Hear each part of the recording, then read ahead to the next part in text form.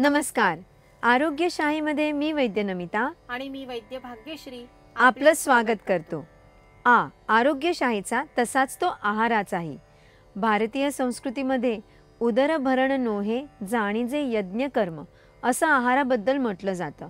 घरामध्ये कोणतीही पूजा असेल, यज्ञ कार्य असेल तर आपण जशी बारीक सारीक प्रत्येक गोष्टीची नीट काळजी घेतो तशीच काळजी आपल्या रोजच्या खाण्यापिण्यातही घेतली तर आरोग्य उत्तम राहतं हे नक्की.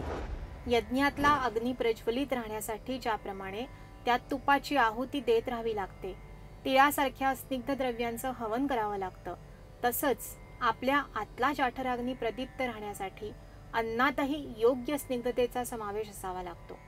साध्या तुपाच्या निरांजनात किंवा तेलाच्या दिव्यात वात छोटी आणि तूप तेल जास्त असं झालं तर ज्योत विझून जाते आणि तूप तेल नसेल तर निरांजन किंवा समय पेटवणंच शक्य नसतं, बरोबर? त्याचप्रमाणे आपल्या शरीरातही अतिस्निग्ध पदार्थ आरोग्याला घातक असतात आणि अजिबात तेला तुपाचं वापर न करणं, फॉर एक्झाम्पल फक्त उकडलेल्या भाज्या खाणं, कोरडी पोळी खाणं हे सुद्धा आरोग्याच्या दृष्टीने चांगलं नसतं.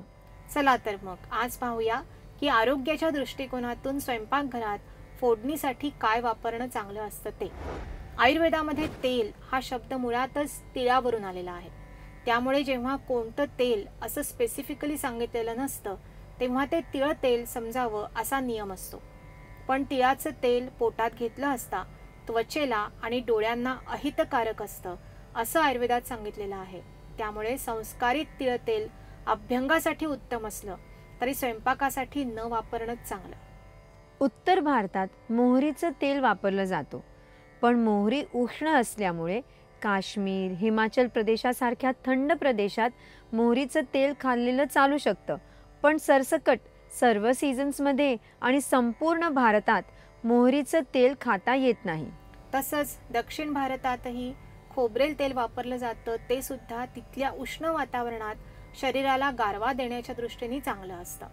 पण मध्य भारतात म्हणजे महाराष्ट्र, मध्य प्रदेश, गुजरात, राजस्थान यासारख्या ठिकाणी फोडणीसाठी घरी बनवलेलं साजूक तूप किंवा भुईमुगाचं म्हणजे गोड तेल वापरणं चांगलं असतं. भुईमूग थोडे उष्ण असतात, पण जमिनीखाली येत असल्यामुळे वातशामक असतात, तसंच पौष्टिकही असतात. त्यामुळे थोड्या प्रमाणात म्हणजे फोडणीत टाकलेली मोहरी, कढीपत्ता, हळद, हिंग वगैरे गोष्टी तडतडण्यापुरतं गोड तेल, ते सुद्धा कोल्ड प्रेस्ड गोड तेल स्वयंपाकघरात वापरणं चांगलं. आहारातील अशाच अजूनही महत्त्वाच्या गोष्टी जाणून घ्यायच्या असतील तर पाहत रहा आरोग्यशाही लोकशाही मराठीवर.